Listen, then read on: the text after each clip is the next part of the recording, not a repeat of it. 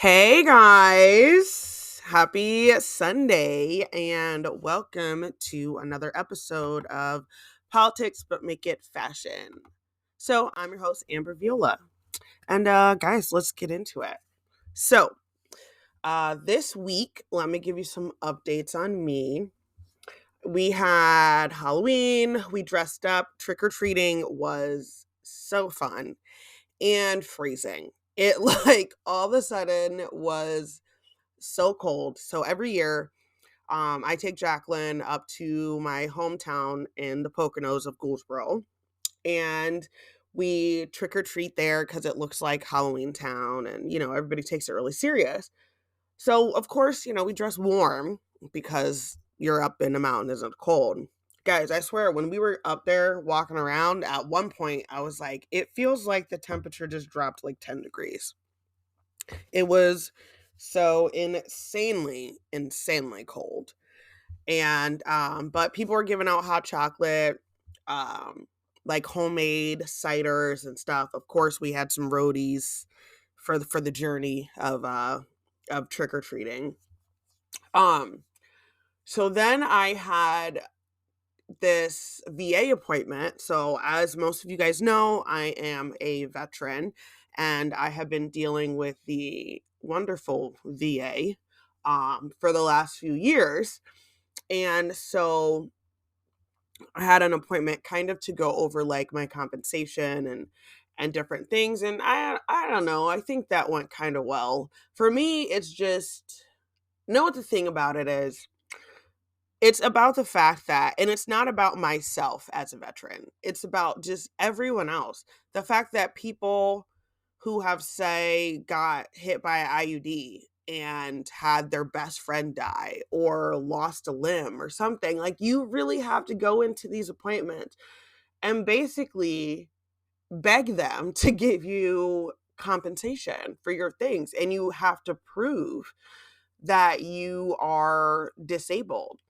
And you might be thinking in your head, Amber, well, if you got hit by an IED and say you're missing a limb, how can you possibly not, how can you possibly have to kind of like prove that? Well, you do.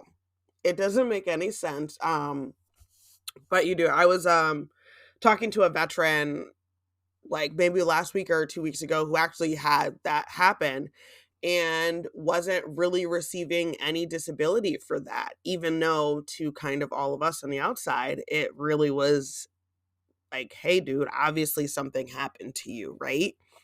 Um, I just think it's disgusting that you have to kind of go in there and almost like plead your case. And if you don't do it good enough, then they're like, oh, well, I guess you're really not disabled. But on one of the plus sides of what the VA has, they have this cancer screening that's called Gallery, and it's at no cost to us if you have the like VA insurance and you're using it. But what it is a $900 cancer screening test, and basically it tests for any precancerous cells. So I guess about a couple years out in your body before you actually technically have cancer and before you could even get diagnosed with it. There's a test that goes through and is able to see some of these like precancerous cells and different abnormalities that are going on in your body, and they can be seen, and so then you can get diagnosed up until like a year out before you would regularly be able to get diagnosed with cancer. So I think that is really cool. I definitely would tell people to try to get it and definitely try to see if your insurance covers it. It's called Gallery. It's Galleri. So the VA kind of has this research study where they're putting all of us in it so that we can get this test done. But I do know, I was actually talking to some other friends of mine about the test, and they had heard of it, but it was very, very expensive. So, insurance here is terrible, but I think it's a really great test, and I hope that more veterans definitely will I hope they'll have access to it and be able to get it, because I think it's like a really, really good, important thing. So coming up on November 7th, we have election time. Guys, I love it. I love it.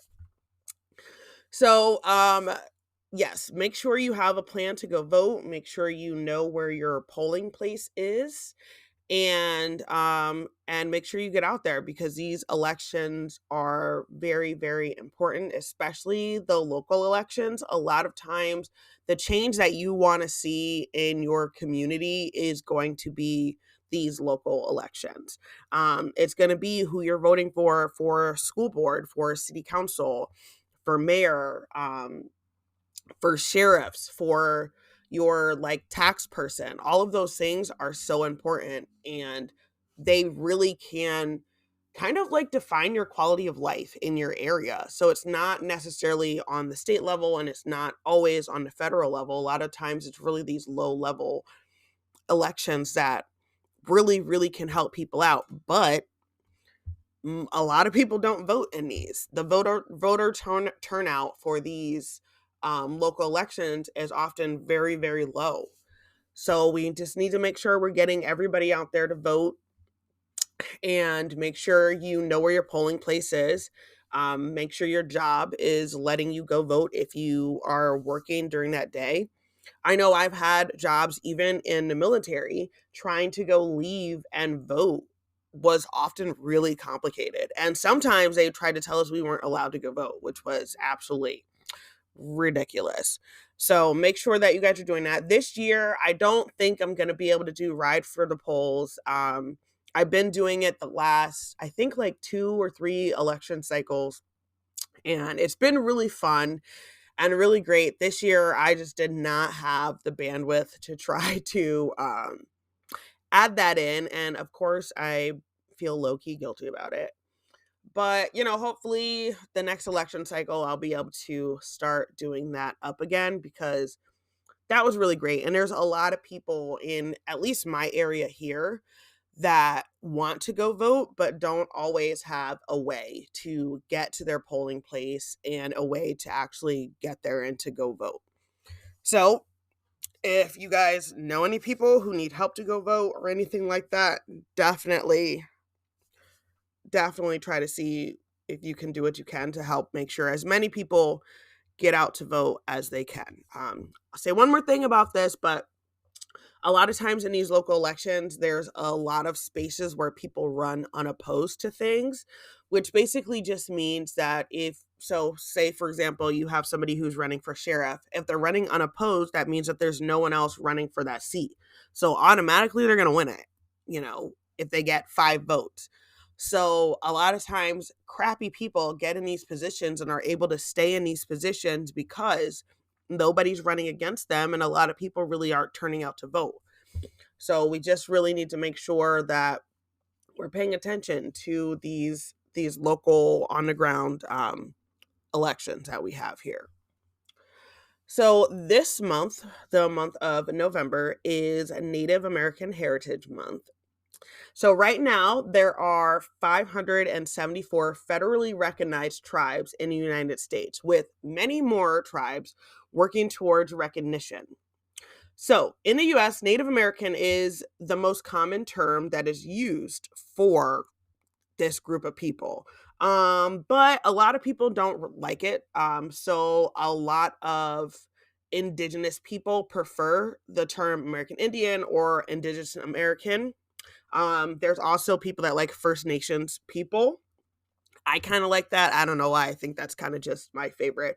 But I'm always going to go for whatever the group of people want to be called, So I know that indigenous is kind of the way to go for it, and because the tribes, they're all different people, they're all different groups of people, and they're not all the same. So, California's tribes, like most across the West, were forced to sign treaties with the federal government, giving up their land in exchange for a reservation to live on. So, like a lot of these treaties, and I don't know if you guys have recently heard about this, but there has been a fight between indigenous tribes and American states fighting over water rights. And so a lot of these tribes don't really have any federal recognition, which then doesn't give them any claims to water rights. So when you have places out west where the Colorado River or different things would, flood, and that's how they would, do their agriculture, plant their food and different things. Once dams began to be built and water kind of was siphoned off to American towns and cities, the tribes that were indigenous to that land and living there no longer had access to that water that was there. And now, due to the fact that they're not federally recognized, they really don't have any access to that water. So, a lot of these tribes out west, especially, are fighting and going through the court systems, and some of these are going up to the Supreme Court for them to be able to get rights to their own land and to their own water and to be able to have access to it. Um, Chelsea and I, when we were in high school, we went and did a missions trip, and we went to a Navajo Indian reservation. I think it's called the Navajo Indian Reservation as like the name of it. And we went out there, and one of the things that we did was build outhouses because they did not have indoor plumbing and running water. Another thing that people had to do was like go get water and bring it back and kind of collect it and hold it there.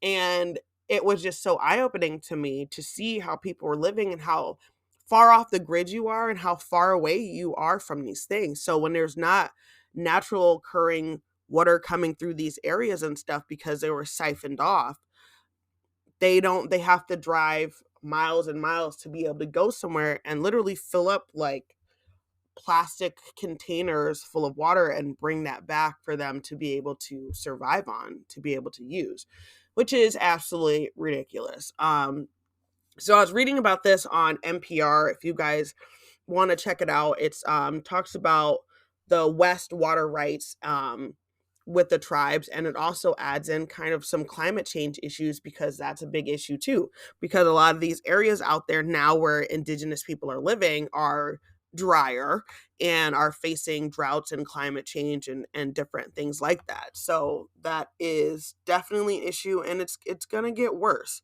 So I just definitely wanted to shout out Native American Heritage Month, and I hope that you guys will, do some research on it and definitely learn. There is a huge veteran population in the indigenous community, and they fought in every war with us since we've been America over here.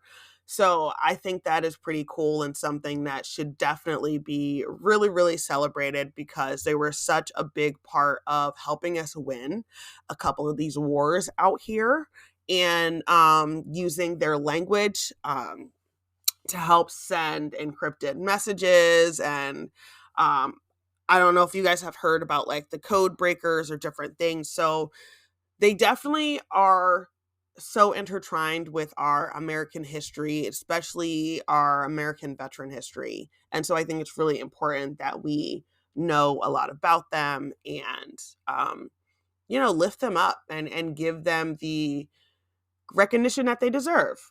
So there we go. Um, so I really want to shout out a podcast here. So there's a podcast called Eyes Wide Open with Nick Thompson. And so he does, his last two episodes were with a friend of mine who I went to Bible college with. So as some of you who have been listeners for a while know that I've talked about it. Chelsea had previously talked about it as well. But surviving life in a cult and escaping life in a cult with Callie Eisel is a 2-part episode. And in that interview, she really goes into detail about her experience in the cult and kind of how she ended up there and what it was like while she was there, and then how she got out of it. It was really, really good and crazy, and I went there with her. I was there. That's where I was. Eventually, I want to do a whole podcast series about being there and about what it was like and things like that. But yeah, if you guys have the chance to check out a new podcast, definitely check out Eyes Wide Open with Nick Thompson. And it's really, really great. So I don't know if any of you listeners out there last week had issues with not getting paid. So there has been like tons of banking issues. So banks like Chase, Bank of America, Wells Fargo, and many, many more saw some crazy banking issues this past week. Thousands of people didn't receive their paychecks due to a glitch, allegedly, and temporary delays to direct deposits. So I believe that my mom had experienced this, and then of course, I had seen on Facebook people saying, like, my check, why didn't I get my check? Why didn't I get my check? And what was kind of weird to me was this wasn't really, to me, a big news story. Like, y'all out here messing with people's money. That it needs to be a bigger news story. I had to kind of feel like I was going to chase it around and dig to be able to kind of find what the issue were. And y'all, I barely found out what the issue was, okay? Because I can't even give you a ton of details. This is it. It said that thousands of people didn't receive their paychecks due to a glitch and a temporary delay to direct deposits. So the banking system and the banks were blaming the processing issue at the automatic clearing house, or ACH. So if you guys are ever looking in your like bank thing on your app and it says ACH, mine says ACH when I get my deposits in there from like the VA. And so the banks are blaming it on them, saying that it was a processing issue. I don't believe they actually made a comment or anything on it. The bank said that y'all should be getting paid at some point. Some people have received their money. They also said that the money is going to be held for you, so it's going to be there. I know what I'm saying sounds vague as hell. It is because this is literally like the vaguest of the vague. Like, there was no more really information to that. Where is it going to be held, bank people? Where? In the cloud? Like, what are we doing? I don't know. That's just kind of what it said. So I'm going to keep on following this story because it's kind of crazy and wild to me that this just wasn't like a breaking news story, really, and especially when you're playing with people's money. I don't know, guys. It's about to get crazy. I just know that it's about to get crazy. And that's not good if we're already having glitches and different things like that. So yeah, with that. Uh, I thought this was funny. The My Pillow guy is currently broke. That's kind of all I wanted to chuckle at that. So he is currently going through like a bunch of legal battles or whatever, but he had money. And when he decided to kind of jump on the Trump train, whether you agree with it or not, he now has been facing tons and tons of lawsuits, and his lawyers just quit because they said that he owes them millions of dollars and he can't pay them and he doesn't have any money. And he was crying on some interview talking about that he was broke. Well, he's being sued for defamation because he went around on like a little speaking tour talking about how the 2020 election was rigged and how the like people who are volunteering their time and their service, who are working in the, voter centers and helping people do their actual vote, the people who are counting the ballots and doing all that. He went around saying that those people, like purposely were rigging the election. And I think the part that a lot of people missed on that is these election, like the poll workers, a lot of them received death threats and people had to move and were getting harassed and were getting threatened and had to go into hiding because of the allegations that My Pillow guy and a lot of other people on the Trump team were making against them. And that just is really scary, and they didn't deserve that, especially when they're just trying to do their job. So we will take a quick break and I will be right back.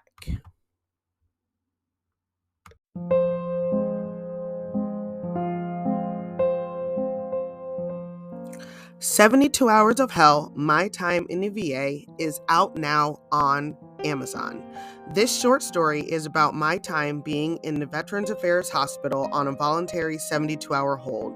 This journey through involuntary hold was marked by humiliation, broken promises, and a profound sense of vulnerability.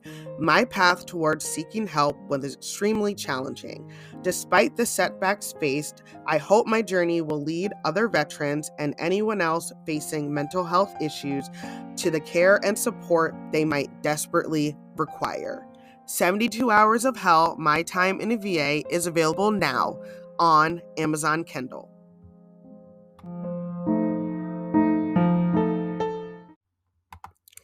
Okay, welcome back, guys. So, as many of you have probably seen, we finally have a Speaker of the House. He was the fourth nominee for the job after after they had ousted Kevin McCarthy. So Mike Johnson is the new Speaker of the House.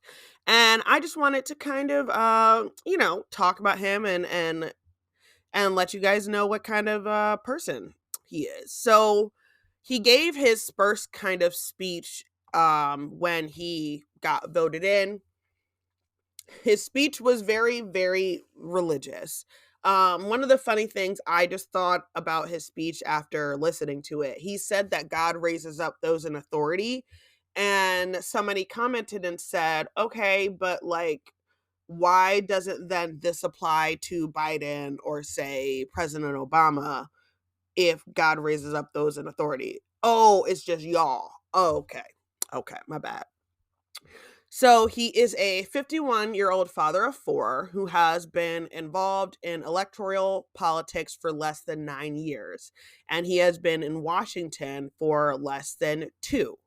He was first elected in 2015. He is the most least experienced Speaker of the House in 140 years. He is socially conservative with a long history of anti-LGBTQ rhetoric. He called homosexuality inherently unnatural and also likened it to bestiality, which it's not. He is against medical marijuana and said it's a gateway drug. He voted to discourage the state's law enforcement and government agencies from working with the Council on American Islamic Relations, which is super important even right now due to the fact that there has been not only a rise in anti-Semitic attacks here in the US against Jewish Americans, but there has been also a rise in anti-Muslim attacks against Muslim Americans and anti-Arab attacks against Arab Americans. So there's a lot of people who are considered the other who are just really being attacked right now. And so that's why working together with agencies like the Muslim Civil Rights Organization are important because they can help with that. In 2017, Johnson supported Trump's Muslim ban, and he is an election denier and also part of former President Trump's inner circle. So Johnson's wife is also a little different. So apparently they have a covenant marriage and they're always going around talking about a covenant marriage. As somebody who grew up super religious, I didn't even know what this was. And I knew it was going to be a mess. I just knew it was, guys. Listen. This type of union is an agreement that prevents couples from divorcing until at least 2 years after their wedding, and then only under a handful of very specific circumstances. So these types of marriages are only legal in 3 states. I really don't know why, like, they're always bringing it up. But that's neither here nor there, I guess. So his wife runs a religious counseling company, called Onward Christian Counseling Services. And in this wonderful counseling service company that they have, they also compared homosexuality to bestiality and to incest. So yes, guys, being gay must be the same as, like, I don't know, hooking up with your cousin. According to the Huffington Post, the company's website was pulled down on Saturday, October 28th, the day after the Huff Post had reported on the company's beliefs. So now you can't really go and look at it because they took it down. But yeah, definitely not my cup of tea. And for me, it's just we have separation of church and state for a reason. And the reason is because I know for a fact that if we had somebody in this same position as Mike Johnson and his wife, and they were Muslim, that none of this would fly. People would be flipping out and, like, passing out in the streets. But because it's Christian, it seems fine, and it's okay to basically push their beliefs onto other people who don't believe the same thing that they do. So that's just kind of really, really crazy to me. And it's just already starting to be a mess with him being Speaker of the House. So I feel like this is gonna be a bumpy ride, guys. So let's let's hold on, okay?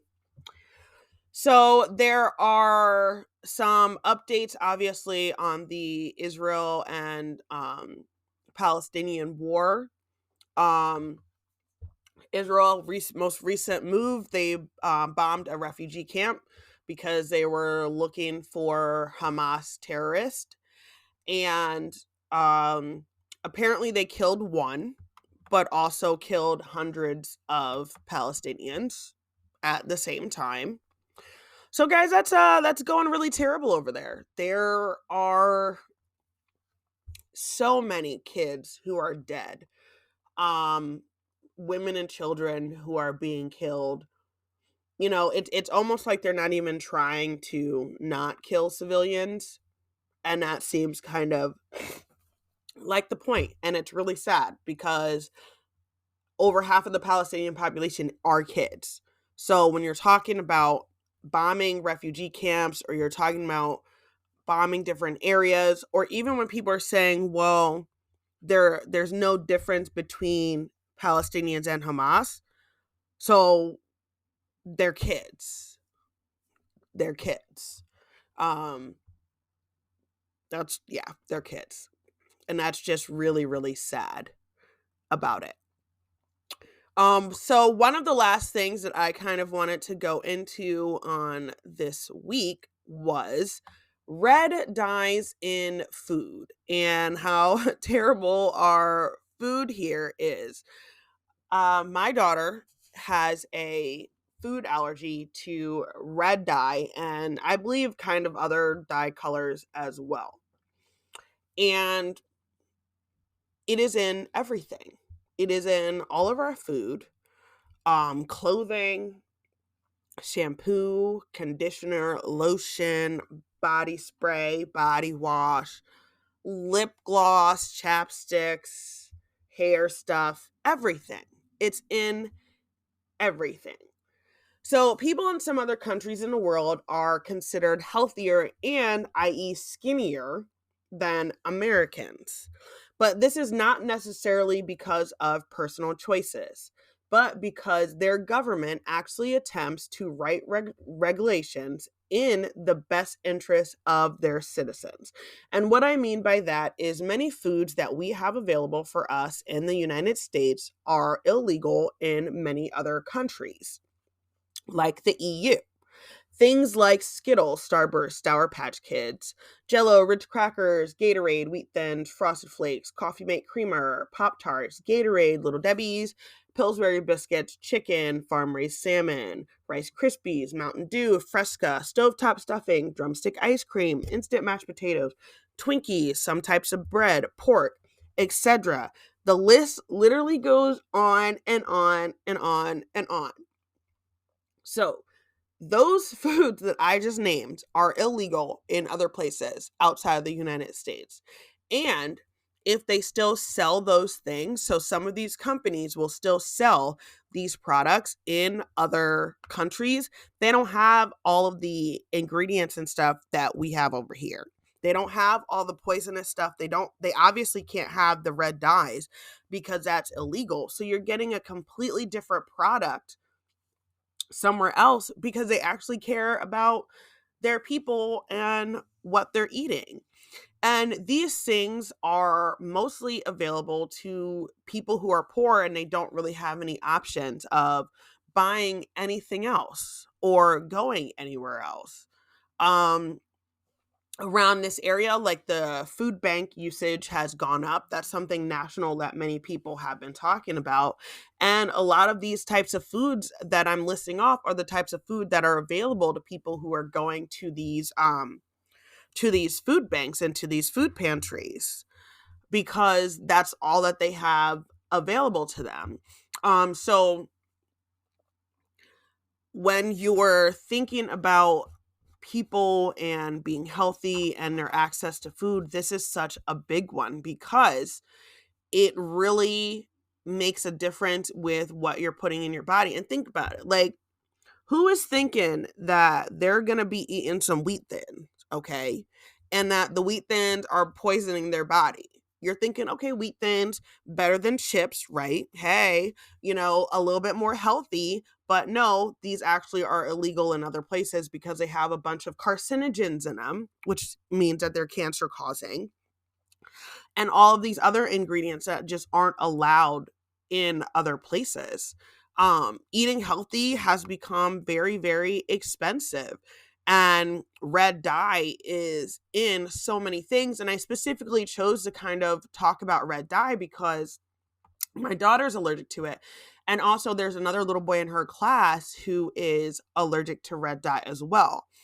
So his red dye is more involved with the fashion side of things because this poor baby, if he wears anything that is like red with red clothing that has a dye in it and he starts sweating, he will break out in hives all over his poor little body due to this. I don't know if you guys are like me. That thought literally never even crossed my mind. Never crossed my mind. So even when I was dealing with my daughter's allergy and trying to understand it and different things like that, I never even thought about initially, clothing and things like that or whatever. And so I was just like, "Oh my goodness. Well, how many clothing items do we have that have red dye in it?" And guys, I have a little princess angel baby, okay, who loves pink. So that means everything. So then what do you do?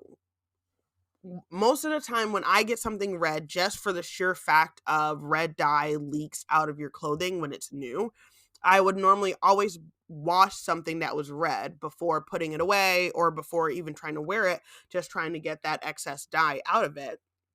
And not to wash it the first time with other clothes and stuff because it will leak and then everything in your wash machine is going to be pink.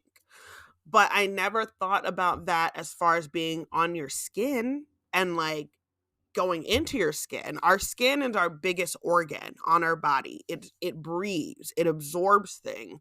So if you have dyes and all these carcinogens and different things in your clothing, now that's on your skin and your body is absorbing it and it's getting into everything. That's not scary. That's not, that's not panic inducing or anything like that. And guys, you know what? It's about to just get a little bit worse. So then you have to worry about what ingredients are in everything, right? And so you're saying, okay, so clothing, how do I look at my clothing tags to kind of see what's in it? I look at my clothing tags all the time because obviously, guys, I love fashion. I love clothes. And I want to make sure that I'm taking care of them properly, and I want to make sure that I'm washing them properly and washing them in the way that they need to be washed. I also like to kind of see what it's made out of to determine, can it go in a dryer? Can it go in hot water? All of those different things. But what I never thought about was an ingredient list being listed on the clothing and not just on the fabrics. So right now I have on a t-shirt and it is cotton. And so I see that and I say, okay, my t-shirt is made out of cotton, right? But what about the chemicals that were used to create the t-shirt? Or the t-shirt's black, what about the dye that was used to dye the fabric? What ingredients are in that dye? I don't know. Like, we don't know what that is because it's not listed on there. And that list honestly might be pretty long, but it's not on there. When you think about makeup and lotions and soaps and different things, they'll have ingredient list on there. But what I've come to find out is a lot of things will say fragrance. What does that mean? What's in the fragrance? And so I found that there's often red dye in fragrance. Like, what the hell? What? Like, okay, so there could be red dye in fragrance. Okay, what else could be in there? You don't know because they don't list that out. It's literally just a kind of blanket label that a lot of things can go into it. Another blanket label I found was flavor. Just flavor. Well, what does that mean? What's in it? We don't know, but flavor could also include dyes in it. And it doesn't list those things off. And so you're not even getting a complete list of what is in these things. And as I said about the clothing, it doesn't tell you any of the chemicals or use or any of the chemicals that go into processing your clothing at all. So there's not even a list on those things. So how do you even determine what's in what? You almost can, and it's almost like you can't even find out the answer to these things, and let alone there's a lot of stuff that doesn't even try to pretend like it's going to list anything on there, and it just doesn't. And I found that with a lot of like makeup there was no kind of ingredients on those things as a whole anyway. And so trying to find out what is in things has been super hard because there's times I've read off ingredients and said, "Oh, okay, I think that this is okay." And then it hasn't been okay. And so now I realize that because there's things blanket listed as fragrance or as flavor, that those things may contain irritants and dyes in them that, I didn't even know about or didn't even know was available, and talking to some of the other parents and things, and people are kind of just at a loss of what to do or even where to go. And guys, wait. So, your kid's having an allergic reaction, right? And you're like, all right, I got to get them some Benadryl, something with antihistamine and it's some allergy medicine. And that's what you're doing. You know that there's red dye in a lot of those things. Why is there red dye in medicine? Why? Hello, people. Hi. Why? Why? Yeah. So has there been times where myself and the other little boy's parent I was telling you about gave our kids allergy medicine that contained red dye? Yes. Yes, we have. What? Ooh, yeah, I'm about to cuss. What is that? Yeah, so that is just a whole different thing. And when you get into kind of like the fashion industry and then kind of adjacent makeup fragrance industry and those things, it's even worse than the food industry. on trying to figure things out and, figure out what's used, what's in them, what chemical, sealants are they using to seal the colors in your clothes, or what chemical washes are they using for things. And it's just can be really, really insane and really, really overwhelming. And I didn't want to stress you guys out, but I definitely wanted to leave you with that information because it was just new to me and kind of so overwhelming trying to figure all of that stuff out. So, hopefully more people now are being made aware of these things, and more people are going to demand better of some of these agencies like the FDA, which does nothing, and some of these other things, because they are really, really important and they're not doing their job. And we need to get to where other countries are, to where we're actually not allowed to have these things and not allowed to sell these types of things here, because they're killing people and they're damaging people. So, thank you guys so much for joining me on another episode of Politics But Make It Fashion. And I want you guys to check out my book that is available on Amazon Kindle. And it is called 72 Hours of Hell, My Time in the VA. I just finished chapter 2 and it's out now, and it's called Down the Rabbit Hole. So chapters 1 and 2 are available for you out now, and you can, as I said, you can find those on Amazon Kindle. And make sure you find us on TikTok at Politics But Make It Fashion. We are on Instagram at Politics But Make It Fashion 1, and we are also on Facebook at Politics But Make It Fashion. Chat soon.